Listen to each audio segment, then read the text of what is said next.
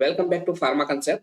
देखिए, आज हम फार्माकोग्नोसी का ही एक बहुत ही इंपॉर्टेंट टॉपिक करने जा रहे हैं, जिसमें हम पढ़ेंगे इंपॉर्टेंट एमसीक्यूज पार्ट फर्स्ट। इसके अंदर हम फार्माकोग्नोसी के टॉप 20 क्वेश्चंस पढ़ेंगे।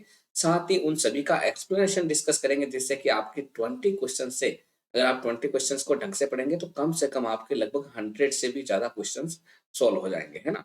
एक्सप्लेनेशन को आप अच्छे से देखिएगा, जिससे कि हर एक पार्ट से जहां से क्वेश्चंस पुटअप होता है वो सारा का सारा आपको आपके सामने आ सके। देखिए, अगर आपके कोई भी फ्रेंड्स या फिर आप खुद ही pharmacist exam, GPAT exam, drug inspector exam, इन सब की तैयारी करना चाहते हैं, तो हमारे फार्मा कंसेप्ट ऐप, जो कि गूगल प्ले स्टोर पर आसानी से अवेलेबल है, वहां से आप उसे डाउनलोड करें। और डाउनलोड करने के बाद में जो भी आप कोर्स ज्वाइन करना चाहते हैं, हमारे लाइव बैचेस का कोर्स, रिकॉर्डेड क्लासेस का कोर्स, और इसके अलावा हमारी टेस्ट सीरीज और पीडीएफ नोट्स, तो उनको आप जरूर ज्वाइन करें, क्योंकि ज्वाइन करने पर आपको मिलेंगे 40% डिस्काउंट का ऑफर। तो उसको आप ज्वाइन करेंगे तो आपको बहुत ही ज्यादा अपने कंपटीशन एग्जाम की तैयारी करने में बहुत ही ज्यादा फायदा मिलेगा। तो चलिए शुरू करते हैं आज का टॉपिक, जिसमें हम पढ़ने वाले हैं फार्माकोग्नोसी के इंपॉर्टेंट एमसीक्यूज। और इसमें हम टॉप 20 एमसीक्यूज देखेंगे। इसका पार्ट वन आज हम डिस्कस करेंगे। तो देखिए, पहला क्वेश्चन है, who is the father of pharmacy. आपको ये बताना है कि इनमें से फादर ऑफ फार्मेसी कौन है। चार ऑप्शन है आपके सामने। ऑप्शन ए है विलियम प्रॉक्टर, ऑप्शन बी है एमएल स्ट्रॉफ, ऑप्शन सी है हिपोक्रेट्स एंड ऑप्शन डी है गैलन। तो देखिए, यहाँ पे जो राइट आंसर रहेगा, फादर ऑफ फार्मेसी आप किसे कहते हैं? फादर ऑफ फार्मेसी कहते हैं गैलन को। किसे कहा जाता है? गैलन को। देखिए, यहाँ से फादर ऑफ फार्मेसी जब गैलन को कहा जाता है, तो हम फार्माकोग्नोसी में जो भी फादर पूछे जाते हैं उन सब के बारे में एक बार डिस्कस कर लेते हैं, जैसे कि मान लो एग्जाम में कोई सा भी एक क्वेश्चन आ जाए तो आपका वो क्वेश्चन गलत नहीं हो। देखिए, father of world pharmacy gallon कहा जाता है। अगर एग्जाम में फादर ऑफ फार्मेसी लिखा हुआ है तो भी आपको गैलन आंसर ही करना है। इसके अलावा father of modern pharmacy William Procter को कहा जाता है। ये मॉडर्न फार्मेसी है ना, father of modern pharmacy. And father of Indian pharmacy Mahadev Lal Shroff या फिर एम एल श्रॉफ को कहा जाता है। Father of medicine Hippocrates, father of Indian medicine Sushruta, father of pharmacology Oswald Schmiedeberg, father of pharmacognosy C A Seydler. देखिए, काफी बार क्वेश्चन पूछा गया है ये वाला हिपोक्रेट्स का, फार्माकोग्नोसी का, इंडियन फार्मेसी का, है ना। तो इन सभी का आपको मालूम होना चाहिए ना। फादर ऑफ इंडियन फार्माकोलॉजी, ये फार्माकोलॉजी है ना। Father of Indian pharmacology Ramnath Chopra, R N Chopra भी कहते हैं इन्हें। Father of biology Aristotle, father of microbiology Antonie Philips van Leeuwenhoek, father of pathology Rudolf Virchow, father of genetics Gregor Mendel, father of botany Theophrastus, father of genetic engineering Paul Berg, father of chemotherapy Paul एनरलिक, father of chromatography Mikhail Tsvet, ये भी पूछा गया है कई बार, ये भी पूछा गया है ना। Father of spectroscopy Fraunhofer. ये सारे क्वेश्चंस एग्जाम में पूछे गए हैं। तो इनमें से कई बार जो जो मैंने यहाँ पे टिप किए हैं, देखिए मेरे पीछे वाला नाम आपको नहीं दिखाई दे रहेगा। फादर ऑफ स्पेक्ट्रोस्कोपी कौन है? फ्रॉनहोफर है, सबसे नीचे लिखा हुआ है फ्रॉनहोफर। आप वापिस स्पेलिंग देख लीजिएगा, वो है आपके फादर ऑफ स्पेक्ट्रोस्कोपी। तो चलिए, अब हम बात कर लेते हैं अगले क्वेश्चन की, question number 2। A rich source of vitamin C. इनमें से आपको बताना है कि विटामिन सी का सबसे ज्यादा रिच सोर्स कौन सा होता है। ऑप्शन ए है ओसिमम सैंक्टम, ऑप्शन बी है अजेडिरेक्टा इंडिका, ऑप्शन सी है allium sativum, and option D है अम्बिलिका ऑफिशियनलिस। आपको बताना है कि इनमें से विटामिन सी का रिच सोर्स कौन सा होता है। Ocimum sanctum, Azadirachta indica, Allium sativum and Emblica officinalis. तो देखिए, यहाँ पे जो राइट आंसर होगा वो रहेगा आपका ऑप्शन डी, यानी कि अम्बिलिका ऑफिशियनलिस। अम्बिलिका ऑफिशियनलिस किसे कहा जाता है? आंवला को कहा जाता है। हिंदी में अपन बोलते हैं इसको आंवला। देखिए, है ना। देखिए, आंवला फ्रूट ऑब्टेन फ्रॉम अम्बिलिका ऑफिशियनलिस, ये फ्रूट से ऑब्टेन होता है, आंवला के फ्रूट से। ये भी क्वेश्चन पूछा जाता है, आंवला इसमें से कौन से पार्ट से ऑब्टेन होता है? तो फ्रूट से, है ना। और इसकी फैमिली भी कई बार एग्जाम में पूछी जाती है कि आंवला की फैमिली क्या है, या फिर अम्बिलिका ऑफिशियनलिस की फैमिली क्या है। तो ये भी आपको लर्न रखना है। U4BAC क्या है? U4BAC। ये विटामिन सी का बहुत ही ज्यादा रिच सोर्स होता है। देखिए, यहाँ पे कुछ अलग प्लांट भी दे रखे हैं, तो उनके बारे में भी मैं थोड़ा सा बता देता हूँ। देखिए सबसे पहले देखा है ओसिमम सैंक्टम, है ना। ओसिमम सैंक्टम तुलसी को कहा जाता है। किसको कहा जाता है? तुलसी को। तुलसी के बल्ब से ओसिमम सैंक्टम ऑब्टेन होता है ना। इसकी फैमिली होती है लेबिएटी। ये भी पूछा गया है, तुलसी की फैमिली क्या है? तो लेबिएटी।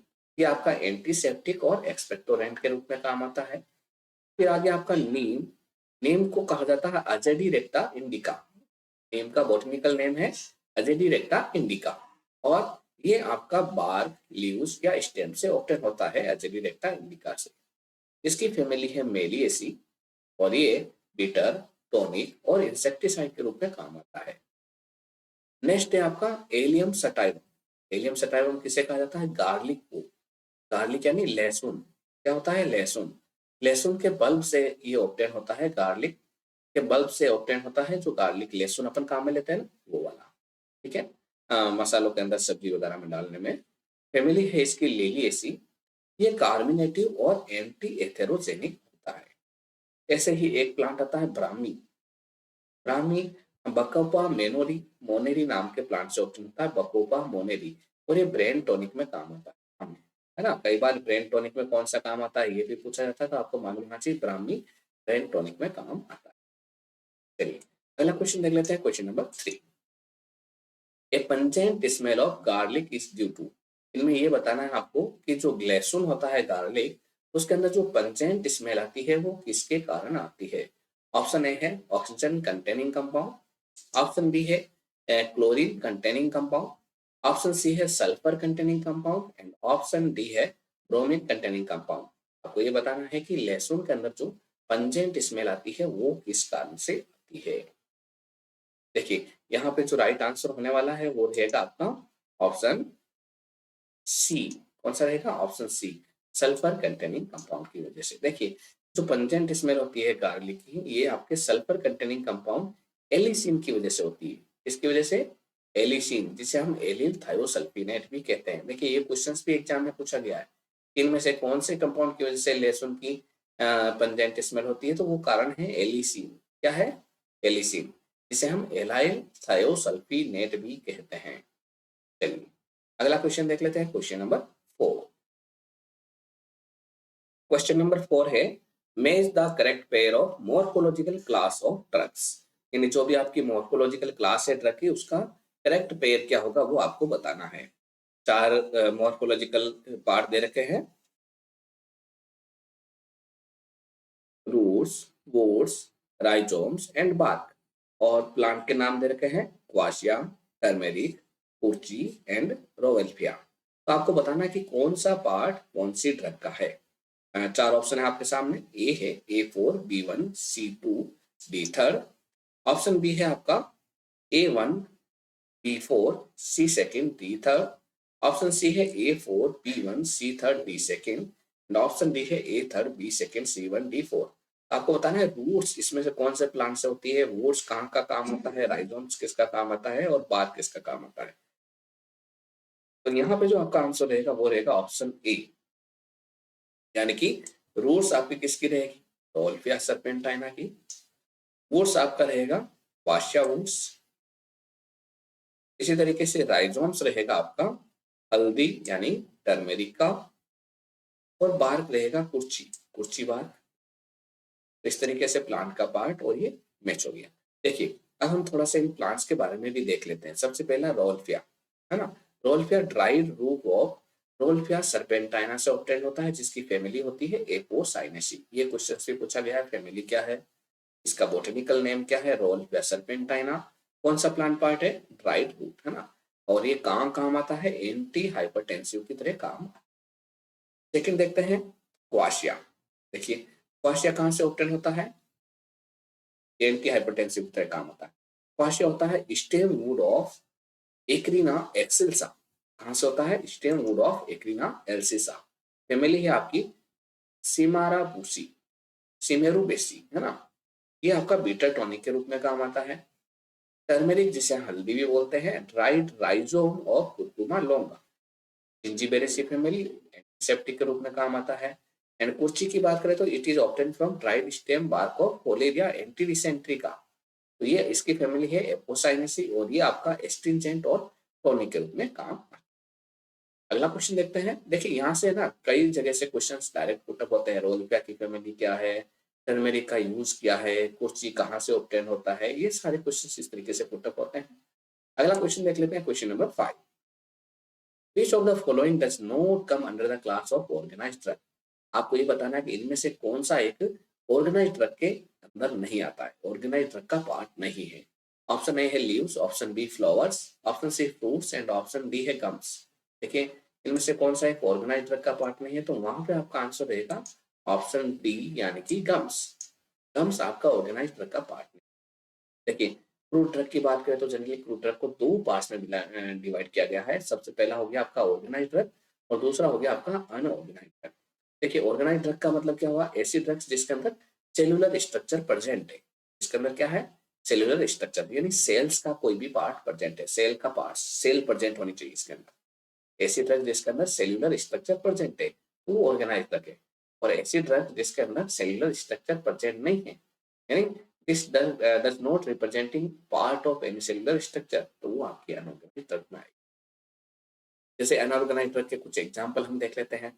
सबसे पहले एक्सट्रैक्ट।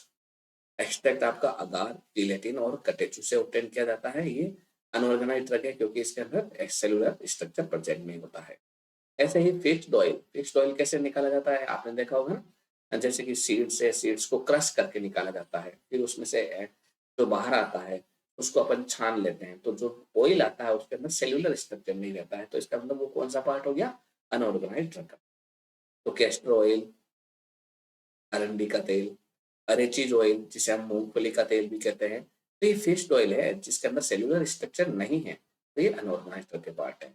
ऐसे ही फेट, पेट में जो लार्ड आता है वो आपका अनऑर्गेनाइज्ड ड्रग है। गम्स में आपने देखा होगा, गम्स क्या है, एक्सुडेट होते हैं, सेलुलर स्ट्रक्चर नहीं होते हैं, प्लांट्स के साथ में एक्सुडेट्स बाहर निकल के आते हैं, तो वो आपके गम्स रहते हैं, और ये गम्स आपके नॉन सेलुलर पार्ट है, इसलिए ये अनऑर्गेनाइज्ड ड्रग को रिप्रेजेंट करते हैं।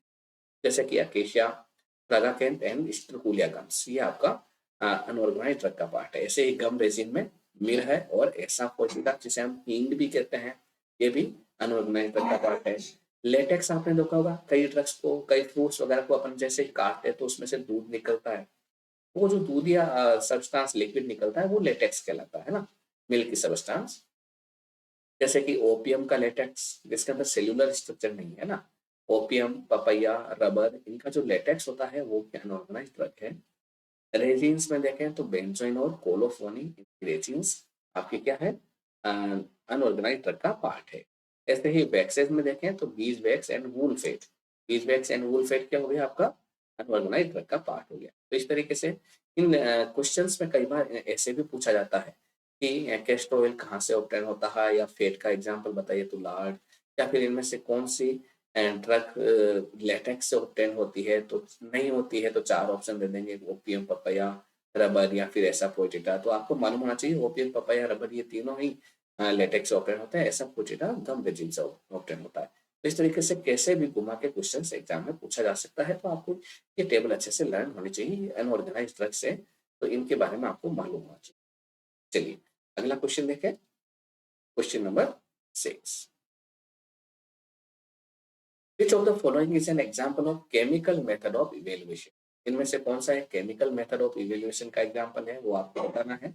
चार ऑप्शन है। ऑप्शन ए है determination of volatile oil content, option B है determination of refractive index, option C है detection of alkaloids and option D है observation of type of muscular bundles. आपको बताना है कि इनमें से कौन सा केमिकल मेथड ऑफ इवेल्युएशन का पार्ट है।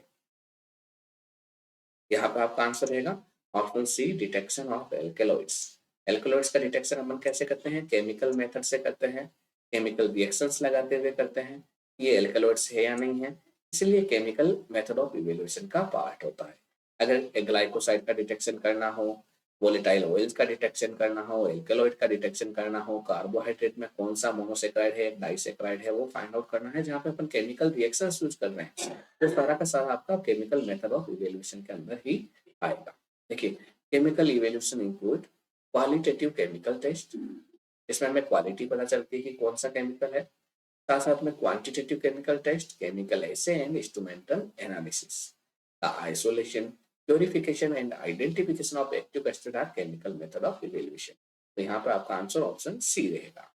अगला क्वेश्चन है, all of the following are microscopic characteristic of fennel except the. इनमें जितने कितने भी ऑप्शन दे रखे हैं वो सारे के सारे फेनल, फेनल यानी सौंफ, सौंफ के माइक्रोस्कोपिक कैरेक्टर है, एक को छोड़ के आपको बताना है कौन सा नहीं है।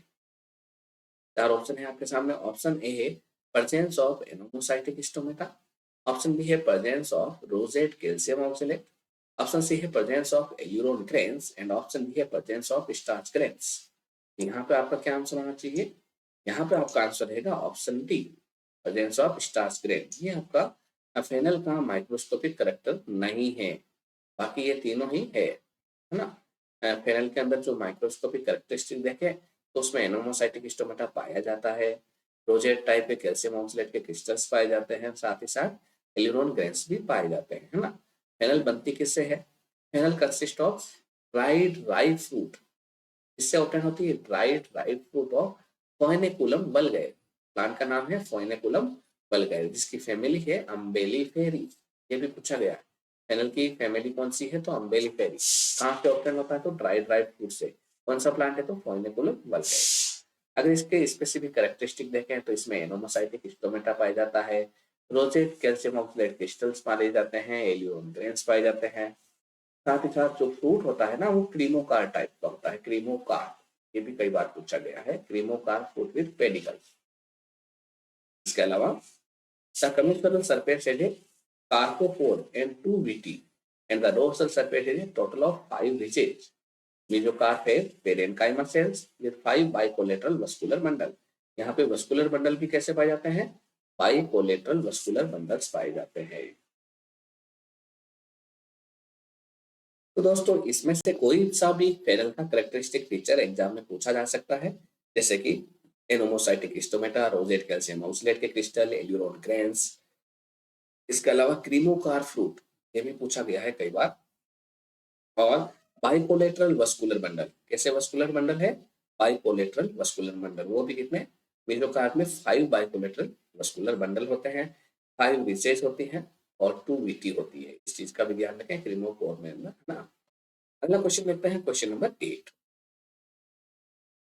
Bundles of acicular crystals of calcium oxalate is an identification characteristic of. इनमें से acicular crystals of calcium oxalate किसके अंदर पाए जाते हैं? कौन से प्लांट्स के अंदर bundles of acicular crystals of calcium oxalate पाए जाते हैं? इस तरीके से निडल शेप्ड क्रिस्टल्स के बंडल पाए जाते हैं, वो आपको बताने हैं। ठीक है। ऑप्शन ए है धतूरा स्ट्रामोनियम, ऑप्शन बी है एरिथ्रोजाइलम कोका, ऑप्शन सी है अर्जीनिया मेरिटिमा एंड ऑप्शन डी है एलेंथस ग्रैंडुलोसा। यहाँ पे आपका आंसर रहेगा ऑप्शन सी, यानी कि अर्जीनिया मेरिटिमा। इसमें आपके bundle of acicular crystal of calcium oxalate पाए जाते हैं। देखिए एसिकुलर कैल्शियम ऑक्सलेट के क्रिस्टल्स को ही ग्रेफाइट्स कहा जाता है। अगर सिंगल एसिकुलर्स की बात करें तो जेनसेन रूट, सिनामोन बार, इनमें सिंगल एसिकुलर क्रिस्टल पाया जाता है। और अगर बंडल ऑफ एसिकुलर की बात करें तो स्क्विल, अर्जीनिया मेरिटिमा में पाए जाते हैं, म्यूसिलेस के अंदर, और इपिकाक रूट के अंदर भी पाए जाते हैं। अगला क्वेश्चन देख लेते हैं, question number 9। Bees wax mainly contents. आपको ये बताना है कि बीज वैक्स इनमें से मेनली क्या रखता है। ऑप्शन ए है पामिटीन, ऑप्शन बी है माइरिसिन, ऑप्शन सी है स्टीरीन एंड ऑप्शन डी है सिरोटिक एसिड। बीज वैक्स इसमें से अधिकतर क्या रखता है? तो यहाँ पे आपका आंसर रहेगा ऑप्शन बी, यानी कि माइरिसिन। देखिए बीज वैक्स होता क्या है? जो मधुमक्खी के छत्ते से जो वैक्स ऑब्टेन किए जाते हैं ना, उसी को बीज वैक्स बोलते हैं। तो ये क्या हो गया? Bees wax is the purified wax. ये एक प्रकार की प्योरिफाइड वैक्स है जो ऑब्टेन होती है honeycomb of hive bee से। जो भी आपका मधुमक्खी का छत्ता होता है उसके हाइव बी होती है ना, उससे ऑब्टेन होती है, जिसका बायोलॉजिकल नेम है एपिस मेलिफेरा। क्या नाम है? Apis mellifera. और इसकी अदर स्पीसीज है वो है एपिस, जो कि फैमिली है इसकी एपियडी, इससे बिलोंग करती है। बीजवैक्स कंटेन माइरिसिन which is मेलिसिल पामिटेट, जो कि मेलिसिल पामिटेट भी कहलाता है। मेल्टिंग पॉइंट इसका 64 डिग्री सेल्सियस होता है। इसके अंदर free cerotic acid, myricyl alcohol liberate होते हैं जब भी मेलिसिल पामिटेट सपोनिफाई होता है। ठीक है। Melissic acid, some unsaturated acids of the oleic series, cereal alcohol and 12 to 13% higher hydrocarbons are also present in beeswax। तो ये सारी चीजें बीजवैक्स में पाई जाती है। तो जो मेनली होता है वो माइलिसिन रहता है, तो इस चीज का आपको ध्यान रखना है, माइलिसिन आपका बीजवैक्स में प्रेजेंट है। अगला क्वेश्चन है question number 10, reserpine and deserpidine differ each other in respect of. Reserpine और डेसरपिडिन दोनों ही एक दूसरे से डिफरेंट है, इसके रेस्पेक्ट में। ऑप्शन ए है methyl group at C3 position, option B है acetyl group at C16 position, option C है methyl group at C10 position and option D है methyl group at C17 position. तो यहाँ पे आपका आंसर रहने वाला है ऑप्शन डी, यानी कि methyl group at C17 position. देखिए यहाँ पे ये आपका 17 पोजीशन पे आर ग्रुप लगा हुआ है वाला। अगर यहाँ पे मिथाइल ग्रुप प्रेजेंट रहता, आर की जगह CH3 रहता है, तो वो आपका रेजरपिन है। आर की जगह अगर CH3 ग्रुप है तो वो रेजरपिन है, और अगर खाली आर की जगह हाइड्रोजन एटम है तो वो आपका क्या हो गया, डेसरपिन। इस एटम की वजह से ही आपका दोनों स्ट्रक्चर में डिफरेंस होता है। बाकी ये कितने भी आपके स्ट्रक्चर के मॉलिक्यूल है, A B C D है, इसके बाद में ये सबस्टिट्यूट है OCH3 ग्रुप लगे हुए हैं, सब सेम रहते हैं दोनों, है ना। देखिए रोल्फ एल्कोलेट की बात करें, रेजरपिन और डेसरपिन की, तो have been widely used for their antihypertensive action. ये दोनों ही एंटी हाइपरटेंसिव एक्शन के कारण बहुत ही ज्यादा यूज में लिए जाते हैं। डेसरपिन is a compound with limited availability from natural sources and synthesized from रेजरपिन। अगला क्वेश्चन देख लेते हैं, question number 11, Kedde's test is used for the identification of. आपको ये बताना है कि कैडीज टेस्ट इनमें से किसके आइडेंटिफिकेशन में काम में लिया जाता है। ऑप्शन ए है आपका आइसोथायोसाइनाइड ग्लाइकोसाइड, ऑप्शन बी है आपका कार्डियक ग्लाइकोसाइड, ऑप्शन सी है flavonoid glycoside and option D है एंथ्राक्विनोन ग्लाइकोसाइड। तो आपको बताना है इनमें से कैडीज टेस्ट किसके आइडेंटिफिकेशन में काम में आता है। तो वहां पे आपका आंसर क्या रहने वाला है, वहां पे आपका आंसर रहेगा ऑप्शन बी, यानी कि कार्डियक ग्लाइकोसाइड। देखिए test for 5 membered electron ring की बात करें, जो भी आपके 5 मेंबर्ड इलेक्ट्रॉन रिंग होती है उसकी बात करें, fetal test and Kedde's test दोनों होते हैं। कैडीज टेस्ट में क्या होता है, cardenolides plus three five dinitrobenzoic acid, three five dinitrobenzoic acid, है ना, ये वाला, ये बेंजोइक एसिड हो गया, 1 2 3 4 5, यहाँ पे नाइट्रो दो, तो 3,5-डाइनाइट्रोबेंजोइक एसिड है ना, उसी को कैडीज रिएजेंट ए कहते हैं, और साथ में NaOH मिलाते हैं, ठीक है ना, जिसे कैडीज रिएजेंट बी भी कहते हैं, ठीक है ना, और इसको कार्डिनोलाइट्स के साथ में मिक्स कर देते हैं, तो यहाँ पे जो भी आपका रिजल्ट आएगा वो आपका वॉयलेट कलर आएगा। इसका मतलब उसके अंदर 5 मेंबर्ड इलेक्ट्रॉन रिंग प्रेजेंट है। क्या प्रेजेंट है, 5 मेंबर्ड इलेक्ट्रॉन रिंग, और 5 मेंबर्ड इलेक्ट्रॉन रिंग इनमें से किस में प्रेजेंट रहती है, कार्डियक ग्लाइकोसाइड में प्रेजेंट रहती है। तो कैडीज टेस्ट किसका आइडेंटिफिकेशन में काम आ गया, कार्डियक ग्लाइकोसाइड के आइडेंटिफिकेशन में। अगला क्वेश्चन लेते हैं, question number 12, Elettaria cardamomum is botanical name. इनमें से एलिटेरिया कार्डामोमम किसका botanical name, option A cardamom, option B fennel, option C ajwain and option D coriander. देखिए सारे के सारे मसालों के नाम, और यहाँ पे जो राइट आंसर रहेगा वो क्या रहेगा, ऑप्शन ए कार्डामोम। देखिए वैसे तो इसका इसके स्पीशीज से ही नाम पता चल गया था, कार्डामोम का है। देखिए कार्डामोम जिसे हम बोलते हैं इलायची, क्या बोलते हैं, इलायची, है ना। ये ऑप्टेन होती है ड्राई फ्रूट ऑफ एलिटेरिया कार्डामोमम, इसकी फैमिली है जिंजीबेरेसी। इसके अंदर अल्फा टर्पिनियोल और बोर्नियोल दोनों ही पाए जाते हैं, और अगर इसका ट्रांसवर्स सेक्शन देखें सीड का, तो इसमें एरिलस प्रेजेंट है, TS of seed shows presence of arillus. ये कार्बोनेटिव और फ्लेवरिंग एजेंट के रूप में काम आते हैं। नेक्स्ट है फेनल, फेनल को हम सौंफ भी कहते हैं, क्या बोलते हैं, सौंफ। ये कहाँ से ऑप्टेन होती है सौंफ, ये ड्राई फ्रूट ऑफ फोइनिकुलम वल्गैर नामक प्लांट से ऑप्टेन होती है, ड्राई फ्रूट ऑफ फोइनिकुलम वल्गैर। इसकी फैमिली भी कई बार पूछी गई है, इसकी फैमिली है आपकी अम्बेलिफेरी। क्या है, अम्बेलिफेरी। इसके अंदर फेनकोन और एनिथोल नाम के दो most important volatile oil present रहते हैं, जिनकी मात्रा 1.4% से कभी भी कम नहीं होनी चाहिए। फेनकोन और एनिथोल जो आपके वोलेटाइल ऑयल है, नॉट लेस देन 1.4% होना चाहिए। इसके जो कैरेक्टरिस्टिक फीचर है कि इसके अंदर एनोमोसाइटिक स्टोमेटा पाया जाता है, ये भी आपका कार्बोनेटिव और स्टिमुलेंट की तरह काम करता है। नेक्स्ट है कोरिएंडर। जिसे हम धनिया भी बोलते हैं। धनिया होता है ना, उसको अपन बोलते हैं coriander. Dry fruit of Coriandrum sativum, जिसकी फैमिली है अम्बेलिफेरी। इसके अंदर डी लिनालून नाम का वोलेटाइल ऑयल पाया जाता है। It contain rich amount of vitamin A. इसके अंदर विटामिन ए खूब सारी मात्रा में रहता है और इसका काम है कार्बोनेटिव की तरह। इसका यूज क्या है? एज ए कार्बोनेटिव, ये कार्बोनेटिव के रूप में काम में आता है।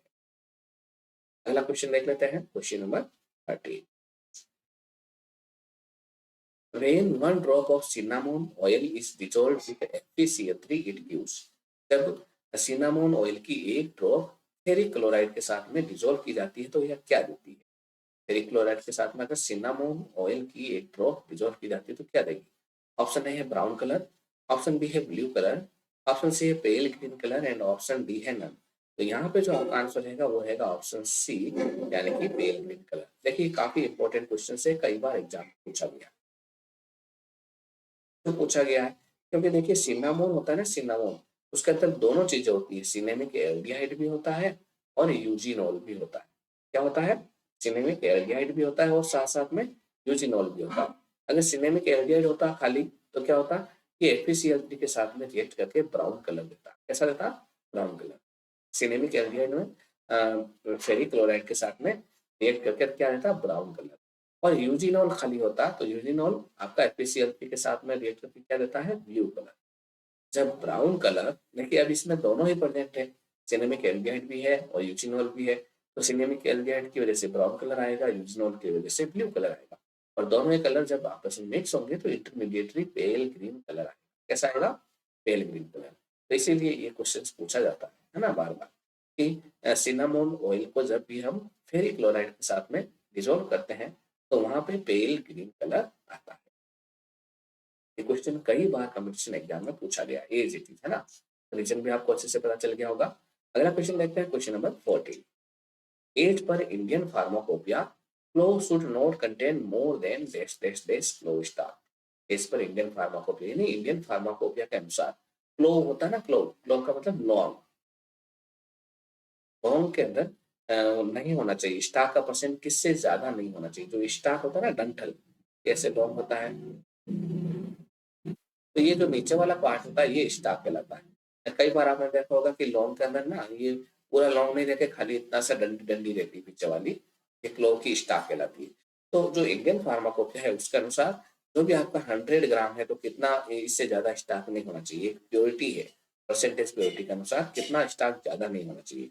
तो उसमें आपका ये 4 ऑप्शन है, 2% से ज्यादा नहीं होना चाहिए, 5%, 7% या 10%। तो इसमें से किससे ज्यादा स्टाक, क्लो स्टाक नहीं होना, पूरा का पूरा होना जरूरी है। खाली क्लो स्टाक होगा ना तो इसका मतलब एडल्ट्रेशन है, पूरा का पूरा लॉन्ग साबुत होना जरूरी है ना।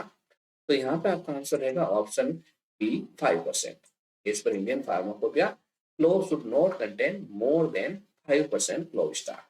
क्लो स्टाक 5% से ज्यादा नहीं होना चाहिए।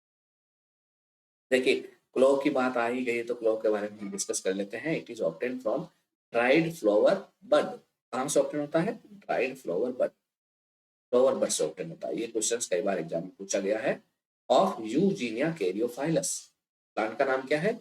यूजीनिया कैरियोफाइलस, और फैमिली है मिर्टेसी। देखिए कई बार इसकी फैमिली भी पूछी गई है, क्लो की फैमिली क्या है, ये एज इट इज क्वेश्चन पूछा गया है ना। Clove is obtain from dried flower bud of Eugenia caryophyllus, family Myrtaceae.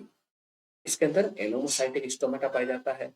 ओइड and schizolysigenous oil gland पाई जाती है। ये क्वेश्चंस भी कई बार पूछा गया कि ऑयल ग्लैंड कैसी पाई जाती है फ्लो के अंदर, तो साइजोलाइसोजीनियस ऑयल ग्लैंड होती है।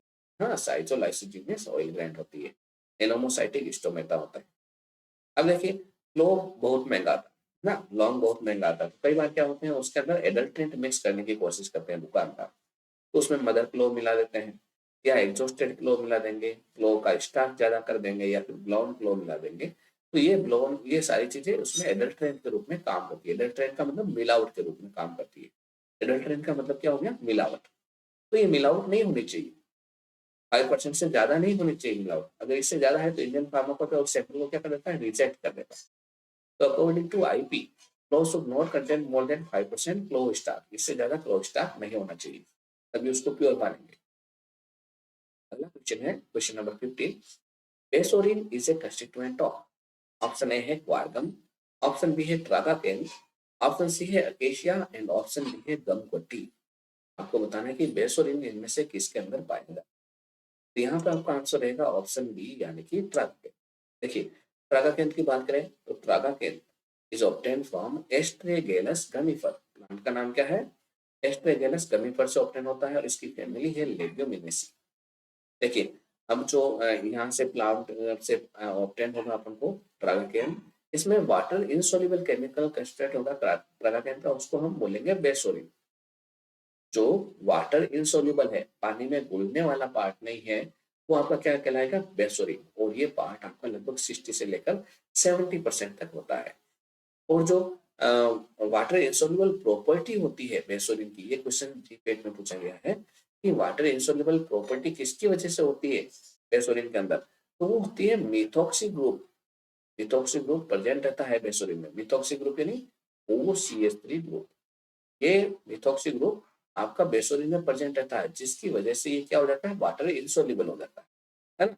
तो in this water insoluble property due to methoxy group in bassorin. देखिए ऐसे ही वाटर सोल्यूबल केमिकल कंस्ट्रेंट की बात करें, ये तो वाटर इनसोल्यूबल हो गया। वाटर सोल्यूबल की बात करें तो उसका नाम है ट्रागाकेन में ट्रागाकेंथिन। क्या नाम है? ट्रागाकेंथिन। ये लगभग 8 से 10% तक पाया जाता है ट्रागाकेन। ट्रागाकेंथिन तो आपका वाटर सोल्यूबल हो गया और बेसोलिन आपका वाटर इनसोल्यूबल पार्ट हो गया। ये दोनों ही ट्रागाकेन के अंदर ही होते हैं और ट्रागाकेन ऑब्टेन होता है एस्ट्रागलस गमीफर से, जिसकी फैमिली है लेग्यूमिनेसी। देखिए ऐसे एक आता है गम कराया, है ना? जिसे हम गम ट्रागाकेंथ भी कहते हैं। गम कराया में कंफ्यूजन में ना हो, इसे ही गम ट्रागाकेंथ कहते हैं। यानी produced as an exudate by Sterculia tragacanth, यहाँ से ऑब्टेन होता है। नेक्स्ट क्वेश्चन है question number 16। Guar gum is obtain from. ग्वार गम कहाँ से ऑब्टेन? ठीक है, ऑप्शन ए है जेलिडियम अमांसी, ऑप्शन बी है साइमोप्सिस टेट्रागोनोलोबस, ऑप्शन सी है एस्ट्रागेलस गमीफर एंड ऑप्शन डी है अकेशिया अरेबिका। आपको बताना है कि ग्वार गम इनमें से कहाँ से ऑब्टेन होता है। तो यहाँ पे आपका आंसर रहेगा ऑप्शन बी यानी साइमोप्सिस टेट्रागोनोलोबस। कहाँ से ऑब्टेन होता है? साइमोप्सिस टेट्रागोनोलोबस। देखिए ग्वार गम इज ऑब्टेन फ्रॉम एंडोडर्मिस। कहाँ से ऑब्टेन होता है? Endodermis of Cyamopsis tetragonolobus. Cyamopsis tetragonolobus plant है, उसके एंडोडर्मिस से ऑब्टेन होता है। कहाँ काम आता है? It is used as an disintegrating and binding agent. कैसे काम आता है?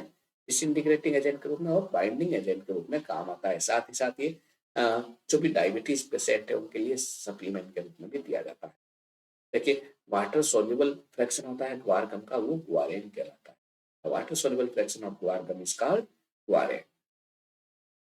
अगला क्वेश्चन है question number 17। Inulin is used as diagnostic agent to assess. इनमें से इनुलिन एक डायग्नोस्टिक एजेंट के रूप में काम में लिया जाता है, किसको फाइंड आउट करने के लिए? ये आपको बताना है। चार ऑप्शन है आपके सामने। ऑप्शन ए है ब्लड वॉल्यूम, ऑप्शन बी है renal blood flow rate, option C है glomerular filtration rate and option D है हार्ट रेट। तो आपको बताना है कि इनुलिन इनमें से जो डायग्नोस्टिक एजेंट के रूप में काम में लिया जाता है, किसके डायग्नोस्टिक में काम में लिया जाता है? यहाँ पे आपका आंसर रहने वाला है ऑप्शन सी यानी कि ग्लोमेरुलर फिल्ट्रेशन रेट। देखिए इनुलिन क्या है? Water soluble polysaccharides. ठीक है ना? ऑप्टेन कहाँ से होता है? इनुला हेलेनियम से, हाँ। और ये किसके लिए यूज किया जाता है? GFR डिफाइन करने के लिए, ग्लोमेरुलर फिल्ट्रेशन रेट डिफाइन करने के लिए। देखिए GFR can be determined by an agent that is excreted exclusively bye filtration. ऐसे एजेंट से GFR फाइंड आउट की जाती है जो एजेंट कंप्लीटली फिल्ट्रेशन के द्वारा बाहर निकल सके। नहीं तो वो हमेशा अंदर जाने के बाद सीक्रेट हो या नहीं वो एब्जॉर्ब हो, यानी जैसा वो फिल्टर हुआ ना वैसा वो पास हो जाए। फिल्ट्रेशन होने के बाद में पहले तो पूरा पूरा फिल्ट्रेशन हो, एक्सक्रीटेड फिल्ट्रेशन से ही हो, और फिल्ट्रेशन से होने के बाद उसका न तो सेक्रेशन हो और न ही उसका वापस रीएब्जॉर्प्शन हो।